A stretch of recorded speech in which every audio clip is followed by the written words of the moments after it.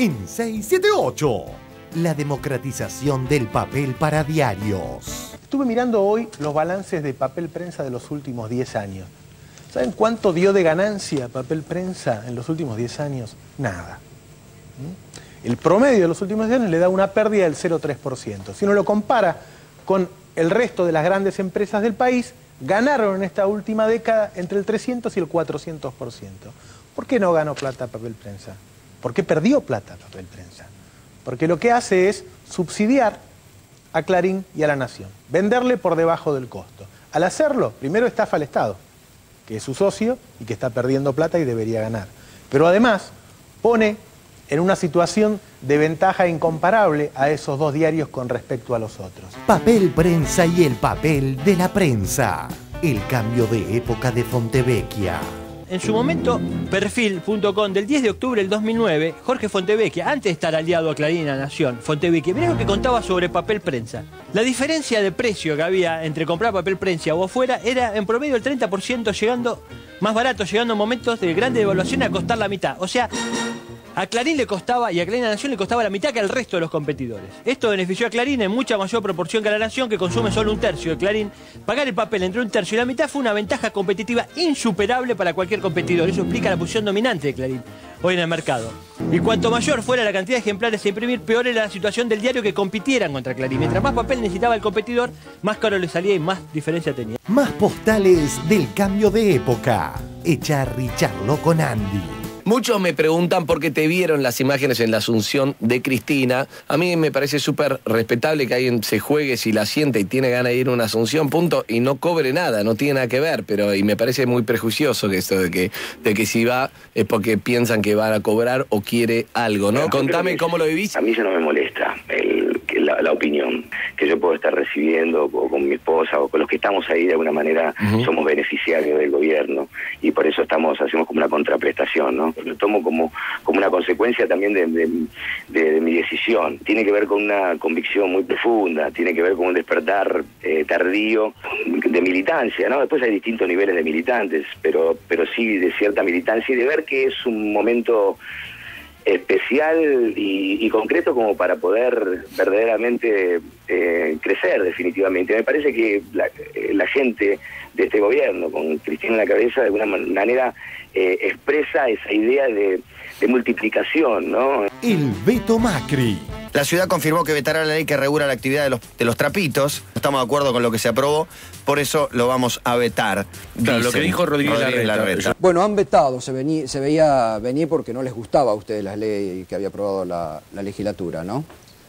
Es cierto, vamos a vetarla. Qué pena, ¿no? Qué pena que algo que se elige democráticamente, que se vota en la legislatura, sea vetado, ¿no? Con el entusiasmo infantil que dura hasta hoy, una canción me trajo hasta aquí. Fui dejando versos detrás, renglón a renglón, una canción me trajo hasta aquí. Otro día de reconfortantes noticias. 1. Nuevas y jóvenes voces. Nombre, colegio, edad, lo que venimos haciendo con todos los jóvenes que por ahí la gente tiene que ir conociendo, que ingresaron hace poquito esta semana al Congreso. Yo soy Mayra Mendoza, de la provincia de Buenos Aires, de La Cámpora. ¿Edad? Acompañando 28. La provincia de Buenos Aires es muy grande, 28 añitos. Sí. Se discute un poco cuál es el rol de la juventud, si es acompañar, algunos proponen, no, la juventud debería correr más por izquierda del gobierno. ¿Ustedes cómo analizan esta cuestión? No, la juventud, a ver, el rol de la juventud tiene que ver con el rol de todos los que tienen compromiso por este país, por la vida de los argentinos. Va a pelear el podio de las más lindas, Cepaló. No, es más, lo mejor que nos pueden decir es la más trabajadora, la más inteligente, las más militantes. Ese es el mejor halago. Muchísimas gracias. Que disfrute la jornada. 2. Más jóvenes voces. Varones en su mejor momento. No puedo dejar de mencionar un libro que comencé a leer y que tiene 700 páginas, que son las memorias de Antonio Cafiero. Y fíjense este párrafo, creo que es en el prefacio, que dice: desde muy joven siempre quise ser presidente de la Argentina. Estuve 3 veces a punto de lograrlo, pero por mis falencias o por el destino, aún no lo conseguí. Ese aún es de una juventud militante tan extraordinaria que yo, que voy a llegar a la edad seguramente de Cafiero por obstinación vital, siento que es un alarde de senectud. Aún no lo conseguí. Es extraordinario. Eso se llama militancia. Va cerrando un gran año 678. Aunque los dueños de Papel Prensa quieran sustraerle la centena. Más atrás nuestro será unos 30 metros, empieza la seguidilla de que empiezan a chocar alrededor de entre 6, 7 y 8 autos. Alrededor de entre 6, 7 y 8 autos. Nos decía personal que está trabajando que solamente 2 heridos, pero ninguna de gravedad. ¿Vos llegaste a ver algo? Sí, un herido que se cortó el dedo y otro que se cortó un poquito la nariz, pero nada grave. Alrededor de entre 6, 7 y 8 autos. En aquel otro mundo distante, en tiempos de otro cantar, lejos, lejos, con la mirada en otros espejos, sin darme cuenta, un día eché a andar.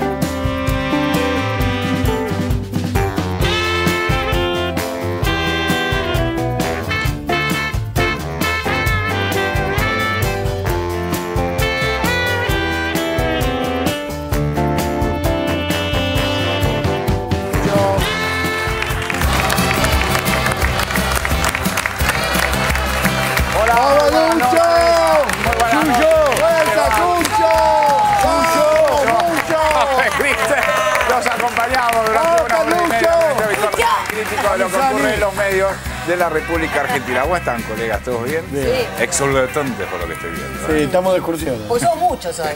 Mucha gente trajiste, ¿eh? Somos muchos. ¿Cómo convocás? Sí, mucha gente. Esa voz que ustedes están escuchando es de la señora Florencia Peña. ¿Cómo te va, Flor? Bienvenida.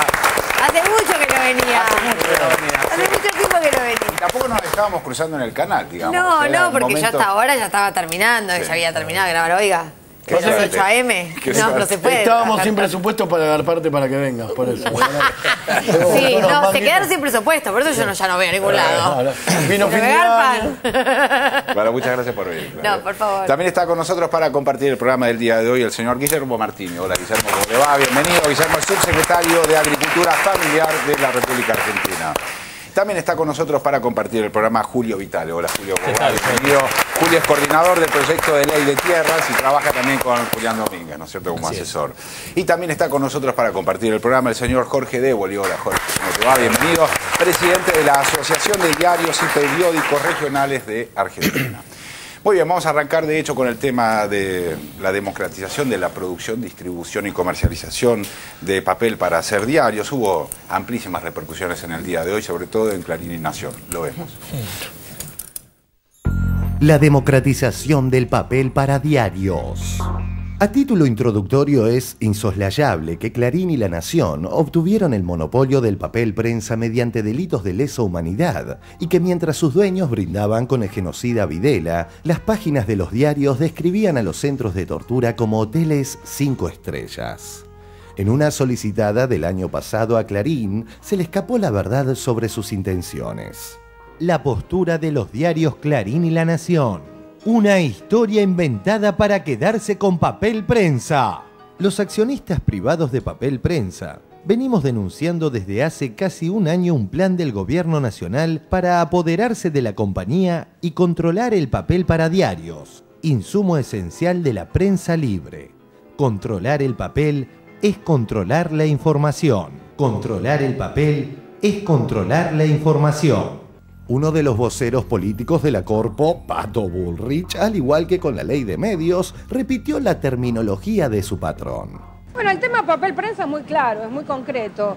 Si el Estado maneja los insumos, maneja la prensa. Controlar el papel es controlar la información. Si el Estado maneja los insumos, maneja la prensa. Ley de medios K. Ley de medios K. Ley de medios K. Ley de medios K. Este famoso programa Fútbol para Todos apareció una publicidad de invitación a la marcha a favor de la ley de medios K. La ley de medios K. En sintonía con esto, bien recordaba ayer Sandra la reciente autocrítica de Moró y Artaza, que los legisladores de la UCR, con Gil Lavedra a la cabeza, pretenden archivar. Sinceramente nosotros descreemos de la sinceridad del propósito. Y le digo porque el gobierno hasta el presente no ha sido un defensor de la libertad de expresión. Es curioso cómo después del resultado de las elecciones se escucharon algunas voces radicales haciendo una autocrítica. Yo creo que el radicalismo viene cometiendo errores estratégicos producto de que hace 10 años prácticamente ahí está clausurado el debate en el partido. La falta de debate, que es en definitiva falta de política, hizo que hicieran seguidismo de los medios concentrados. Nosotros tenemos que volver a recuperar ese proyecto nacional y popular que es la Unión Cívica Radical. Y nunca más debemos responder a veces a los clamores o a los intereses de las grandes corporaciones. Nunca más debemos responder a veces a los clamores o a los intereses de las grandes corporaciones. Se escucharon algunas voces radicales haciendo una autocrítica y diciendo lo que es elemental, que es vamos a volver a tener partido cuando podamos despegarnos de algunos intereses corporativos, porque la verdad que la hicieron mal y el resultado está a la vista. Y sin embargo, no pueden, es como si no tuvieran alas. Lo cierto es que avanza el proyecto para declarar la producción del papel para diarios de interés público, y La Nación y Clarín, parte interesada, aunque casi siempre lo oculten, vuelven a sus latiguillos y chicanas. El periodista Roberto Navarro les contesta con solvencia. Vamos a ver, Daniel, uno de los temas que más está preocupando a algunos de los principales diarios del país. Que salió en tapa de La Nación, Clarín. ¿Qué es este tema? Fíjate. El gobierno quiere sacar sin debate la ley para controlar el papel de diario, ¿no? El tema de control. La Nación. Avanza el gobierno en el control del papel de diario. Clarín. Trámite acelerado. Paso hacia el control oficial del papel para diarios. La Nación. El análisis. Por Joaquín Morales Solá. Una ley con gusto a revancha. Controla el papel de diario. En un trámite express, el kirchnerismo impuso su dictamen para el tratamiento de la ley. Controla el papel de diario. Controla el papel de diario. Controla el papel de diario. Avanza el dictamen del gobierno para tomar el control de la importación y también el control de precios de papel prensa. Crea una autoridad de aplicación. Esa autoridad de aplicación va a ser elegida por una comisión bicameral de diputados y senadores que se la van a presentar a la presidenta para que lo nombre. Ahora, uno puede pensar, bueno, pero tiene mayoría el oficialismo. No, en la comisión va a haber un oficialista en diputados y uno en senadores. Va a haber uno de cada uno de los primeros 8 bloques. Es decir, que en la comisión va a haber 7 opositores y un oficialista. Esa comisión, además, va a poder controlar a la autoridad de aplicación que nombre. Cada 3 meses tienen que mandarle un informe sobre sus tareas y puede removerlo en el caso de que no esté de acuerdo. Es decir, el control de papel de diario va a estar en manos de la oposición, no del gobierno. Estuve mirando hoy los balances de papel prensa de los últimos 10 años. ¿Saben cuánto dio de ganancia papel prensa en los últimos 10 años? Nada. El promedio de los últimos 10 años le da una pérdida del 0,3%. Si uno lo compara con el resto de las grandes empresas del país, ganaron en esta última década entre el 300 y el 400%. ¿Por qué no ganó plata papel prensa? ¿Por qué perdió plata papel prensa? Porque lo que hace es subsidiar a Clarín y a La Nación, venderle por debajo del costo. Al hacerlo, primero estafa al Estado, que es su socio y que está perdiendo plata y debería ganar. Pero además pone en una situación de ventaja incomparable a esos 2 diarios con respecto a los otros.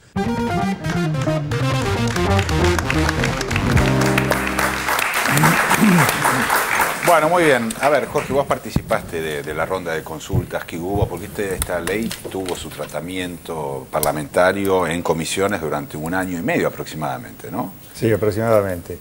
Sí, participamos en su momento de las audiencias públicas y realmente, bueno, nos sorprendió en aquella oportunidad que no hubo ningún legislador de la oposición, ¿no? En las audiencias. Yo estuve, digamos, un día hablando, me tocó hablar un día, pero estuve todos los días presenciando y acompañando a editores que venían de distintos lugares del país a dar su testimonio, contar su situación. Y en ninguno de los días estuvo presente ningún legislador de la oposición. Claro. Y ayer con otros editores estuvimos asistiendo al plenario de las comisiones que finalmente dio dictamen favorable por una amplia mayoría. Y bueno, después de la experiencia del 23 de octubre, pensábamos que la oposición iba a cambiar un poquitito su discurso respecto a una situación crítica, que está bien que la tengan, pero tenían el mismo discurso que tuvieron con la ley de medios. Claro. El mismo, era calcado, no había ninguna diferencia. Y además quisieron demonizar los 2 artículos neurálgicos que tiene este proyecto, que son justamente el 40 y el 41, diciendo que son confiscatorios. Y nada más alejado de la verdad que eso. Pero bueno, tenían ahí... Perdón, explícitamente, ¿qué dicen los artículos 40 y 41? Dice, operar como mínimo a pleno su capacidad operativa. Le está diciendo que produzca más a papel prensa, ¿no? O de la demanda interna del papel, cuando ésta sea menor a la capacidad operativa. Y el otro punto es presentar y ejecutar cada 3 años un plan de inversiones tendientes a satisfacer la totalidad de la demanda interna de papel para diario. Porque ahora se está importando papel. ¿Cómo? Ahora se está importando papel. Bueno, hace varios años que se está importando, hay un déficit de alrededor de 70.000 toneladas anuales. Eso se importa. O sea que ese artículo iría dirigido a evitar la importación de papel y producirlo acá. Exactamente. Cubrir la demanda interna, eso posibilitaría inclusive bajar el precio. Claro. Porque siempre están trabajando con un precio de commodity el más alto posible, maximizando el precio de tal manera de que un poco lo que decía el informe, creo que en el programa de Duro de Domar, que buscan una ventaja competitiva. Y no lo decimos nosotros, que se lo decimos, pero lo ha dicho justamente Fontevecchia en esa editorial que yo siempre la pongo por las dudas. Jorge, para tener una idea, ¿qué diferencia de precio hay entre el papel que se puede comprar en papel prensa y el papel importado? Para tener una idea, una noción de cuál es la ventaja diferencial que hoy tienen Clarín y Nación al tener el control sobre el papel prensa. El precio es muy similar. Quizá en Chile esté unos 70, 80 dólares más barata la tonelada, pero el flete compensa ese valor, así que andan alrededor de los 750 dólares más o menos. Okay. A ver, Florencia, ¿qué pensás de esto? Digamos, ¿no es un poco impresionante la frase de controlar? Me excede, es un poco técnico todo. No. A ver, varias cosas. Primero se me ocurre que estaría bueno por ahí que hagan la campaña de nosotros no necesitamos el subsidio, ¿no? Que los de papel prensa digan, bueno, nosotros renunciamos al subsidio porque nosotros no lo necesitamos. Así que primero los invitaría a que armen esa campaña, hagan esa campaña. No, a ver, básicamente desde ciudadana, desde no entender técnicamente y por ahí lo que le pasa a la gente en la casa. Es como, a ver, perdón la palabra, es como estúpido estar discutiendo sobre algo que lo único que hace es mejorar. Es como la ley de medios. Yo me encontraba de pronto con personas en los lugares de trabajo explicándoles por qué la ley de medios tenía que salir y explicando por qué los opositores, por qué los que trabajan de oposición hacían todo lo posible porque no sucediera. Y esto vuelve a tener que ver con lo mismo, digamos. Hay como una parte del país que tiene que ver con la oposición trabajando de oposición, que hace que cuando algo bueno está por suceder, ellos necesitan oponerse, pero como si fuera un acto reflejo, digamos. No hay un pensamiento crítico, inteligente, donde vos ves gente que dice, bueno, a ver, pensemos, ¿esto está bueno o no? ¿Esto está bueno? ¿Lo podemos mejorar? Sí, lo podemos mejorar, como pasó con la ley de medios. ¿Se podía mejorar? Se mejoró. Digo, siempre está bueno lo constructivo. Pero lo que yo veo es como lo destructivo constantemente, ¿no? Esta cosa de decir, bueno, a ver, aparece una ley. Si puede ser buena, va a haber que oponerse, porque si no nos oponemos significa que cuanto más leyes buenas haya y cuanto mejor le vaya al país, peor nos va a ir a nosotros, porque no nos va a votar nadie. Entonces, ahí hay algo que no tiene que ver con la ley en sí misma y que sí tiene que ver con algo que tiene que ver con una construcción que ahora ya están pensando en el 2015. Entonces, como lo que yo creía que iba a pasar, que era que todo iba a bajar y que ahora la cosa se iba a poner un poco menos cruenta y que ahora que había ganado Cristina, todos iban a tener una cosa un poco más buena, de poner el hombro. No, ahora ya están pensando en el 2015. Y en el 2015... entonces nosotros nos tenemos que seguir oponiendo. Y siento un poco que pasa eso con papel prensa, básicamente que mejoraría muchísimo que esta ley salga y de esta manera además. Julio, ¿qué pensás de la posición, por lo menos que tomó Clarín y Nación en el día de hoy? Estuve trabajando en este proyecto con el diputado Domínguez en estos días y hemos estado muy comprometidos y trabajando fuertemente con este asunto. A mí me gustaría dividir la cuestión en dos. Digamos. Una cosa es la cuestión histórica, que ha sido perfectamente explicada en el informe y muy clara y muy detallada por la Presidenta de la República cuando presentó el informe Papel Prensa La Verdad. Pero me parece que también es bueno conocer el pensamiento que expresa la Presidenta de la República en este proyecto de ley. Porque este proyecto de ley tiene un espíritu y tiene una mirada hacia futuro. Déjenme mencionar algunas cosas que son las que están escritas y que son las que verdaderamente valen, porque se habla mucho, pero lo que verdaderamente vale es lo que se escribe en la ley. A ver. Entonces, esta ley lo primero que hace es declarar de interés público la producción, comercialización y distribución de papel. Cuando la declara de interés público, crea un marco regulatorio. Entonces acá lo primero que hay que entender es que no se trata del gobierno, no se trata de la oposición, no se trata de la empresa, se trata del Estado, se trata de una verdadera política de Estado que tiende a democratizar, ¿sí?, y a garantizar igualdad de oportunidades empresarias para ingresar al mercado de las empresas editoriales y termina con una cuestión histórica de dos medios que controlaban monopólicamente y que definían quién entraba y quién salía del mercado. Digamos, esto es muy claro. Ahora, ¿cómo se hace esto? ¿Cómo se hace? ¿Cómo lo plantea la Presidenta de la República en su mensaje al Congreso? Crea la Comisión Federal Asesora, que es un organismo que va a asesorar y va a trabajar. Esa comisión asesora está compuesta por un representante de los compradores de papel por provincia y la capital federal que no produzcan papel. Está compuesta por 2 integrantes de la Asociación de Consumidores y Usuarios. Está compuesta por 3 integrantes que representan a los trabajadores, uno de los medios gráficos, uno de la prensa y uno de los canillistas vendedores de diario. Le impone a Papel Prensa un precio de venta mínimo del papel, para que no venda por debajo de ese precio y genere distorsiones en el mercado. Genera un sistema de control de importaciones de papel a partir de tener claro qué es lo que puede producir la Argentina. Genera un sistema muy transparente de compra y de distribución de los costos de la compra de papel. Genera un sistema de información pública. Obliga a la empresa a informar su stock diario, su capacidad de producción en los próximos 3 meses y el costo de la producción, desde la madera hasta la soda cáustica, de manera de que los actores del mercado pueden conocer perfectamente cuál es la posibilidad de oferta que va a haber en el mercado. Genera un registro nacional de empresas, de compradores.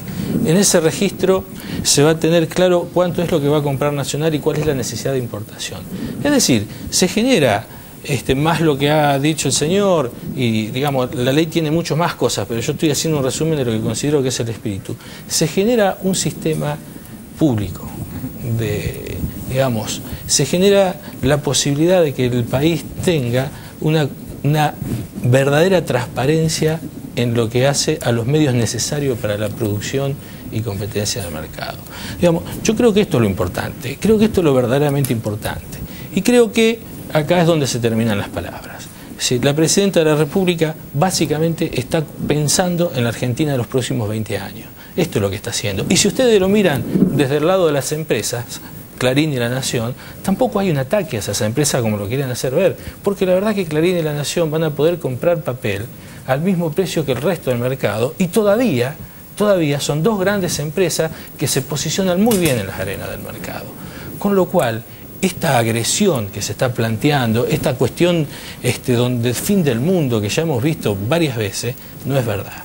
Y a mí me da mucha pena, y lo he dicho muchas veces, que en el periodismo se pierda la verdad. Porque si estamos dispuestos todos a debatir en el Congreso y donde sea, a cambiar idea, a trabajar, hay muchas maneras, tal vez hay otros enfoques de resolver esta cuestión, pero siempre sobre la base de la verdad. ¿No es cierto? A ver, Guillermo. Bueno, estoy de acuerdo con lo que plantea Julio, es muy claro. Agregaría solamente que viene a remediar un histórico problema que hubo en Argentina respecto a las desventajas de los medios más chicos y de los medios del interior respecto al acceso al papel, que es el insumo estratégico y principal del costo de la impresión de diarios o de revistas. Hoy los precios internacionales están más o menos coincidentes con los precios internos, pero hasta hace unos años y a lo largo de la historia, los precios internacionales, la posibilidad de importar por los medios del interior era de suma desventaja porque estaban más altos los precios del papel importado y entonces ponían una desventaja absoluta de los medios en la democratización de la información a los medios del interior, a los medios pequeños, que no tenían posibilidades de competir dignamente en un mercado en donde estaba monopolizado el insumo principal. Eso es básico. Nora. Sí, no, el informe hacía referencia a una de las notas que salió hoy firmada por Joaquín Morales Solá. La verdad que esa nota es digna de ser leída, porque si eso es periodismo independiente, ¿qué podemos decir? ¿No? Porque es una defensa tan a ultranza de los intereses de las empresas a las que representa y que están representadas en papel prensa, y desde el planteo de que no hay ningún problema. ¿Por qué generar un problema ahora tratando de cambiar las cosas? Claro. Si estamos todos bien así, si hemos estado siempre bien, y revisar el pasado con argumentos fantasiosos, digamos, hace un cierre absoluto de cualquier cuestionamiento y todo derivado hacia la intención última de manejar a la prensa, de cercenar la libertad de prensa, porque, ¿qué dice? El kirchnerismo en realidad en el tema que más se parece a los gobiernos de Chávez y Correa es en el manejo y en la limitación de la libertad de prensa. La verdad que leer esa nota es un ejercicio más que interesante para darse cuenta de lo que es manipular información. Ventura había escrito en la misma línea, digamos, con la misma idea la semana pasada. Ahora claro, hoy también escribe Ventura, claro, hoy también se refuerzan mutuamente. Digamos, es una sinergia. Una sinergia. Además supongo que debía ser el fantasma antes de que ganara Cristina de lo que se venía, ¿no? Ya debían tener la lista y casi te diría las notas escritas, digo, ¿y ahora con qué se van a venir? Y ahora se van a venir con papel digo. Bueno, estuvo frenado un año y medio. Por eso digo esta cosa de que cuando se habla de acelerada, no es acelerada, digo, estaban hablando de que hace un año y medio que están detrás de esto y que no es acelerado nada, digo, y lo mismo pasó con la ley de medios. La aceleran antes de que cambie me acuerdo que en ese momento era antes de que cambie el Congreso. Y la sensación que tengo es que estaban todos como agazapados sabiendo que cuando ganara Cristina estos temas iban a volver, también el tema de la ley de tierras, que tiene que salir la ley, digo, entonces la sensación que tengo es como ataquemos porque se vienen los fantasmas se nos vienen Lo encima. que pasa por alto es que la gente que votó en las últimas elecciones también sabía que estos temas iban a volver. Absolutamente. Absolutamente. Pero bueno, eso hablamos siempre. Es el armado mediático versus la realidad y la Argentina. Bueno, nombrabas recién la ley de tierras. Vamos a ver específicamente lo que pasó ayer con el dictamen del plenario de las comisiones, con la llamada ley de extranjerización de la tierra. Y vamos a ver en el siguiente informe también algunas de las características del Estatuto del Peón de Campo, que tiene dictamen ya, ¿no? De hoy a la tarde. Sí, tiene dictamen también esta modificación en diputados. Vemos el informe, dale. La ley de extranjerización de la tierra y el Estatuto del Peón de Campo. Arranquemos por el Estatuto del Peón de Campo. Vamos a hablar un poquito también de una ley que descansa acá, que es el Estatuto del Peón Rural. Realmente es importante que leyes de trabajo domiciliario, que leyes como la que hemos remitido al Congreso de Peón Rural para modificar esto y para que finalmente el control no esté en propio cabeza de los dirigentes sindicales que parecen no haber controlado demasiado cómo estaba la servidumbre humana en su sector, vuelvan al Estado, porque debemos terminar con esta verdadera vergüenza que es el trabajo esclavo. El trabajo esclavo. Uno de los proyectos que se discute en el Congreso es la reforma del Estatuto del Peón Rural. Esto intenta ser un instrumento para combatir el trabajo en negro en el campo. Esto devuelve la regulación y el control del registro de los trabajadores al Estado, que estaba en manos de un organismo que se llama RENATRE.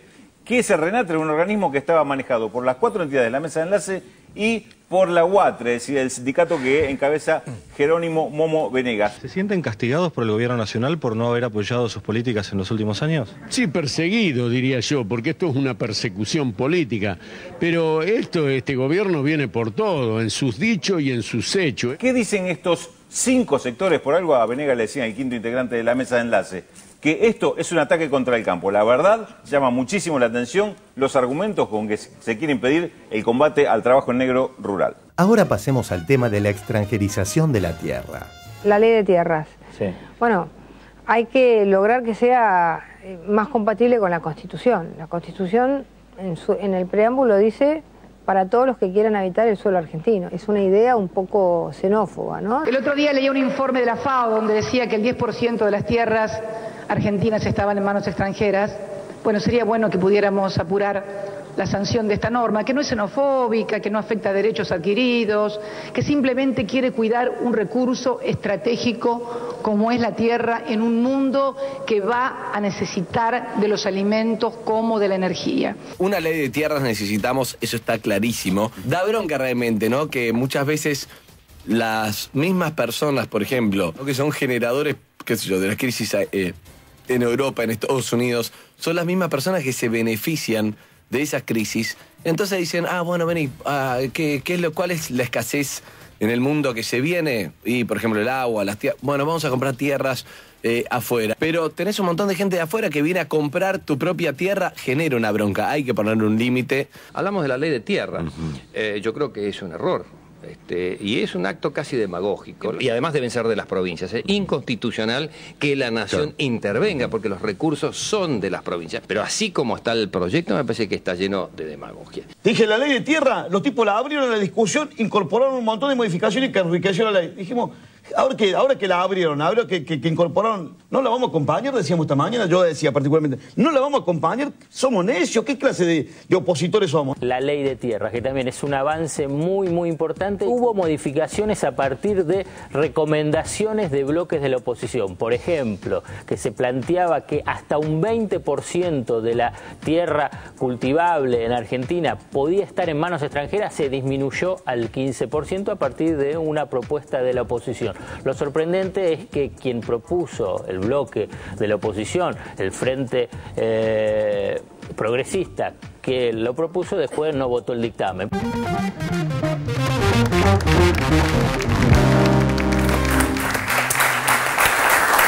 Bueno, muy bien. A ver, Julio, vos sos el coordinador del proyecto de ley de tierra. Bueno, en realidad, lo primero que debemos decir es que la situación anterior a la elección ahora ha cambiado. Y ha cambiado porque hoy en general, hay muchos bloques que dictaminaron, digamos, tanto el Frente Progresista como los radicales, con sus dictámenes, con sus propios dictámenes, han dictaminado en el sentido de que es necesario en la Argentina generar un estatus diferente para los extranjeros en lo relacionado con la compra de tierra. Lo hemos dicho, y lo hemos dicho en este programa alguna vez, el proyecto oficial siempre estuvo abierto al debate, a la incorporación, en la medida de que lo que se propusiera sea para generar una legislación en este sentido y no para obstaculizarla. Bueno, felizmente hoy tenemos dictamen plenario de comisiones, el tema va al pleno de la Cámara probablemente el día viernes, probablemente el día viernes tenga media sanción. Y se han mantenido básicamente los ejes que envió el Ejecutivo. Se fija un límite de un 30%, de un 15%, nosotros habíamos propuesto un 20%, pero se consensuó en un 15%, la posibilidad de los extranjeros de comprar tierras. Ese límite del 15% se replica en provincias y municipios, unidades equivalentes, es decir, una vez que se vende el 15% de una municipal en un municipio ya no se puede vender más, por más que no se haya alcanzado el 15% en la nación. Se genera un límite de un 30% por nacionalidad y se mantiene un límite de 1000 hectáreas por persona. Y es verdaderamente el límite importante. Y se va a hacer un catastro también, ¿no? Sí, hay una cosa importante del límite de 1000 hectáreas que es para la zona pampeana, la zona núcleo, y en el resto del país su equivalente, ¿sí? Su equivalente en precio. Digamos, hoy 1000 hectáreas en la zona más cara de la zona núcleo puede estar alrededor de un valor de 20 millones de dólares, sería más o menos, para explicarlo popularmente, lo que se pueda comprar con ese dinero en el resto del país. O sea que cuando nos dicen, exactamente, dame 2000. o sea que cuando nos dicen que somos xenófobos, que no permitimos, es verdad, no permitimos comprar a ningún extranjero que no tenga más de 20 millones de dólares para invertir. Bueno, que la crítica esa venga de la diputada Bullrich me parece esperable. No se llama Barragán. Claro. Pero lo gracioso es esta cosa de ser xenófobo. Xenólogo. No, porque eso es un argumento como gracioso. Digo, es como utilizarlo de una manera que no aplica. Quiero decir, no aplica. Digo, no aplica de ninguna manera que venga, no sé, supongamos, un yanqui y diga, bueno, yo quiero comprar 5.000 hectáreas. Y uno diga, no puedes comprar 5.000 hectáreas. Ah, me estás discriminando. No te estoy discriminando, es que estás en un país donde no hay lugar que vos tengas 5.000 hectáreas y haya gente que no tiene para comer. Entonces digo, ¿desde qué lugar es discriminación eso? Es como una estupidez. Sí, es como hablar de zoofilia, así que la filatelia también es una perversión, ¿no? Claro. La mayoría de las personas tienen su lote o su departamento de propiedad horizontal.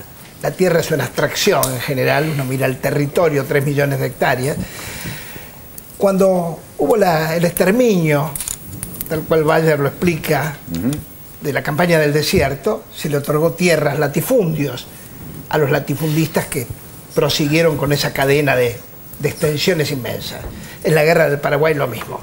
Estuve leyendo que en el primer cambio en el peronismo, entre el año 40 y 46, se destinaron nada más que 45.000 o 46.000 hectáreas de tierras fiscales a campesinos. Escuchen esto, 50.000 pongamos. Y que en el periodo del 46 al 53 se distribuyeron, se vendieron a propiedad privada de campesinos parcelas lógicamente limitadas de tierras fiscales por 2.200.000 hectáreas. Eso se llamó de alguna manera una distribución de la tierra, no gratis, porque la pagaban y eran sus dueños, eran los campesinos. Claro. Este sistema tal vez deba restablecerse de algún modo. De reforma agraria ni hablar, ¿no? Imagínate. Se puede tocar ese tema, ¿no? Todavía. Sí, se puede tocar. Yo quiero recuperar un concepto que la presidenta lo dijo en la presentación, es el concepto de la tierra como un recurso natural, estratégico, no renovable, en donde se producen los alimentos que consume la población, los argentinos, los latinoamericanos, el mundo. Entonces, pensar en dejar el libre albedrío de la adquisición de la propiedad de la tierra en el momento en que por lo menos hay dos fuentes importantes de demanda de tierra a nivel mundial. Uno es la cantidad de capitales financieros que están perdidos por la crisis que hay a nivel mundial, que no saben dónde invertir, y la tierra en Argentina, tierra más agua, es una inversión absolutamente, digamos, deseable. Hay que ponerle un límite porque esa tierra pasa a estar en condiciones de meterse en el nivel de especulación. Y el otro es el interés de grandes países que legítimamente quieren garantizar su soberanía alimentaria, su seguridad alimentaria.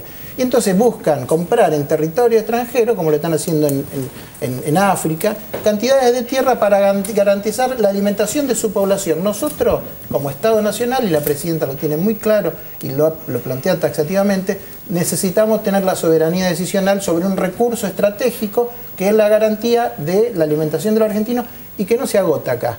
De acá, de esta tierra van a seguir comiendo dentro de 100 años nuestros hijos y nuestros nietos. Guillermo, veíamos al comienzo del informe la modificación al Estatuto del Peón. ¿Qué significa esto? En principio que tiene ya dictamen y va a ser tratado en el recinto. Muy claramente una restauración de derechos. Lo que rigen hoy las relaciones laborales de los trabajadores en el campo se rigen por un decreto ley que fue aprobado en el año 80 por Videla, firmado por Yamil Reston, firmado por Fraga, firmado por Arguindegui, en donde excluye taxativamente de la ley de contrato de trabajo a la actividad agraria. ¿Por qué será? No sé, debe haber habido alguna presión de algunos medios interesados, de algunos sectores interesados en esto. No creo. Que suspende el derecho de huelga, que regula, entre otras cosas, el régimen de trabajo de sol a sol, en donde lo único que le da es media hora para el desayuno, 1 hora para el almuerzo y media hora para la merienda, en donde las vacaciones no tienen el mismo nivel del régimen de contrato agrario, y lo que hace es poner en consideración, poner en coincidencia el régimen laboral de los trabajadores rurales con el resto de los trabajadores. Y entonces legisla sobre cuestiones que son elementales, legisla sobre las características de la vivienda, no permite que la vivienda sea de cualquier manera para los trabajadores rurales, solicita o indica que se le provee alimentación sana, en cantidad suficiente, agua potable para el trabajo, que no se lo transporte a los trabajadores temporarios en medios como camiones no adecuados para seres humanos, restaura las vacaciones, restaura los derechos a indemnización por despido, crea una nueva figura. Había 2 figuras hasta ahora, que era el trabajador permanente y el trabajador temporario. Crea la nueva figura, que es un tercer régimen, una tercera categoría, que es el trabajador permanente discontinuo. Es el trabajador que todos los años vuelve al mismo establecimiento a hacer tareas temporarias y que hasta ahora no generaba ningún tipo de derecho. Y si el propietario que lo contrataba después lo despedía, a los 20 años no tenía absolutamente ningún tipo de derecho. Entonces, restaura cosas elementales, restaura cuestiones de vivienda, restaura... Ahora, Guillermo, perdón, pero no se entiende entonces la posición del Momo Venegas, que es el representante de los trabajadores y por lo que está contando es una cosa que beneficia mucho a los trabajadores de campo. Beneficia absolutamente, y yo la puedo entender en alguna consideración de tipo política, pero lo que hace esta ley es vuelve a poner en manos del Estado el control, el Registro Nacional del Trabajo Agrario, Renatre. El Renatre, que se va a llamar Renatea, pero que como la ley esta de papel prensa contempla la participación de 2 representantes de los trabajadores, de 2 representantes de la cuestión empresaria, del Estado Nacional, a través del Ministerio de Trabajo, Ministerio de Agricultura, Ministerio de Justicia.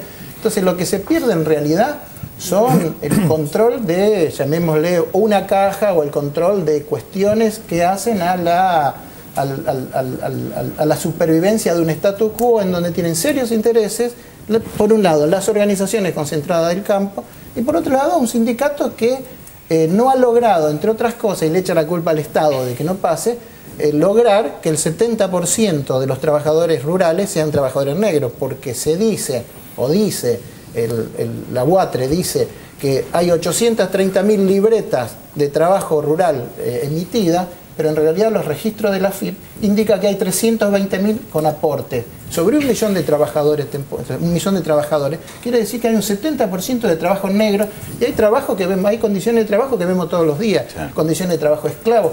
Eso es atribución del Estado en el control, pero también de una entidad sindical que tiene que defender los legítimos derechos y que no lo defiende. Vaya a saber por qué. Cuando una entidad gremial, sindical, está avalada, defendida y promovida por la patronal, tenemos que pensar en algo distinto. Martín, yo tengo una pregunta. ¿La ley de tierras no entra en conflicto con intereses de las provincias? Porque, bueno, muchas veces los gobernadores, los gobiernos de las provincias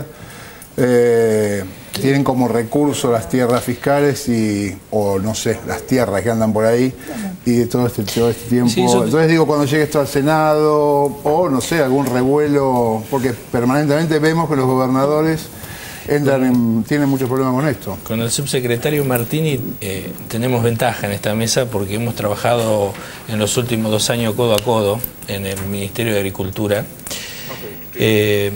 Y concretamente el esquema constitucional de la ley de tierra parte de una visión soberana. ¿sí? Y no de una visión de recursos, ¿sí? Es decir, la soberanía nacional no se divide en 24 provincias, ¿sí? Esta es una ley que técnicamente se enmarca en el inciso 12 del artículo 75, que le da facultades al Congreso de la Nación para hacer una legislación de fondo. No ha habido un solo gobernador que se haya opuesto a esto. En el CFA de Rosario, Guillermo, vos recordarme, Consejo Federal Agropecuario, se reunieron todos los ministros de Agricultura de las provincias argentinas y dieron su apoyo a este proyecto de ley. Y estaban los ministros de provincias no oficialistas, o sea, hay un consenso. Generalmente los diputados que plantean cuestiones constitucionales son diputados de la oposición.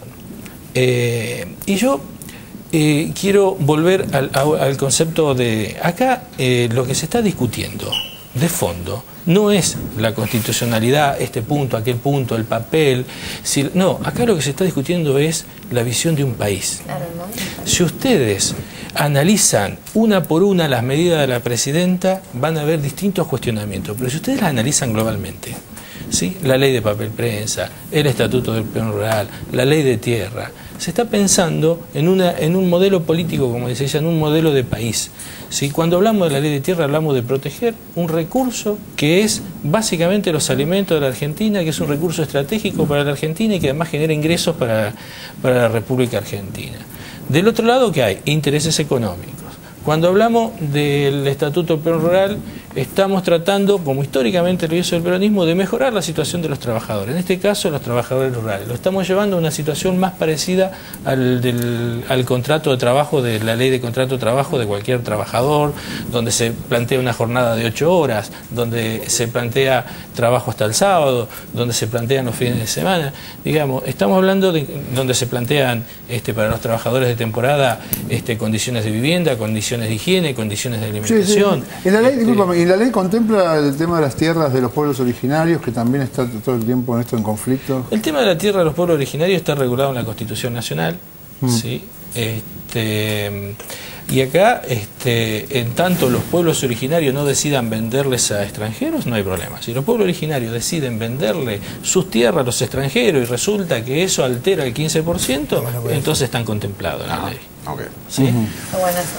Vamos a cambiar de tema, ¿les parece? En este caso vamos a una clásica sección de nuestro programa, La Patria Tuitera.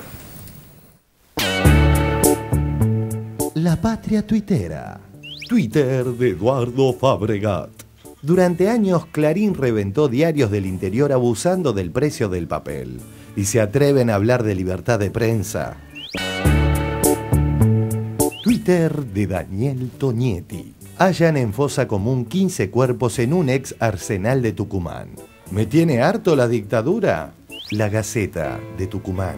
Hallan una fosa común en el ex arsenal con al menos 15 cuerpos. Años de investigaciones empiezan a dar frutos. Los expertos que realizan excavaciones en el predio de la compañía de arsenales Miguel de Ascuénaga hallaron restos humanos en una fosa común en ese centro clandestino de detención, el segundo más grande del país. Twitter de Marien Badecine. Canal Volver deberá pagar derechos de retransmisión a actores. Infonews, espectáculos. El canal Volver deberá pagarles a los actores por la reemisión de programas. La decisión de la Corte Suprema beneficiará a los artistas o a sus herederos. El grupo Clarín había alegado que los demandantes buscaban enriquecerse. Twitter de Andy Maturana. Clarín no está tan solo. En España parece que el diario Marca está en la misma sintonía. Ahora que ya que te preguntaba Roger por Villa, hoy publica el diario Marca que estáis planteándoos la venta, o bien a final de temporada o en el mes de enero. Quería preguntarte si hay algo de cierto o tu opinión al respecto. Marca miente. Twitter de Feramato. Jodeme que a Donda nunca le dijeron trola sino Rodra.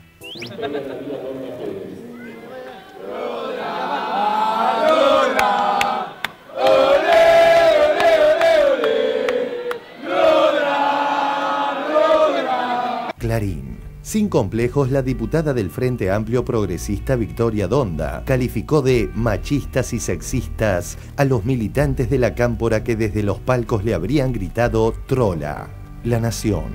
Los jóvenes kirchneristas trataron mucho peor a la diputada del Frente Amplio Progresista Victoria Donda. Desde los palcos del oficialismo le habían gritado trola.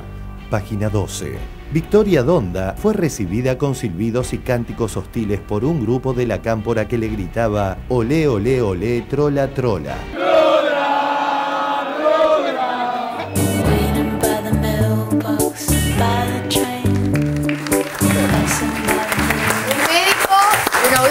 Sí, ¿no? Las dos cosas, las dos cosas. El audífono. Y una plata que vas a cobrar, seguramente. ¿Te están repitiendo en volver o no? Perdónenme, voy a decir esto. Cuando era la ley de medios, todo el tema de la ley de medios, decía TN va a desaparecer, Volver va a desaparecer. Yo decía que desaparezca Volver, porque están poniendo las repeticiones de todos los programas que no pagan, que nunca pagaron y que además no les interesaba pagar. Y habla la reina de la repetición, digo, porque yo puedo dar fe, ¿no? Porque yo digo que voy a trabajar de repetida, porque digo, funciona más lo que repiten que lo que hago. Funciona siempre mucho más. No te vamos a invitar más, vamos a repetir el programa. Tengo que repetir los programas con Florencia. Olvídense, yo repetí a Garpo, lo que no es que me garpa a mí. Yo una vez hice un cameo en Casado con Hijos, ya cobré 15 veces el cameo. Mi capítulo repetieron 15 veces, Oiga, imagínate. no, pero nosotros cuando fue lo de la ley de intérprete que yo estuve con la presidenta, un poco a partir de Casados con Hijos empezó un poco la arenga porque estaban repitiéndolo en prime time, medía 28 puntos y se quedaban con la publicidad y nosotros ganábamos, como yo te dijera, 70 pesos el bolo.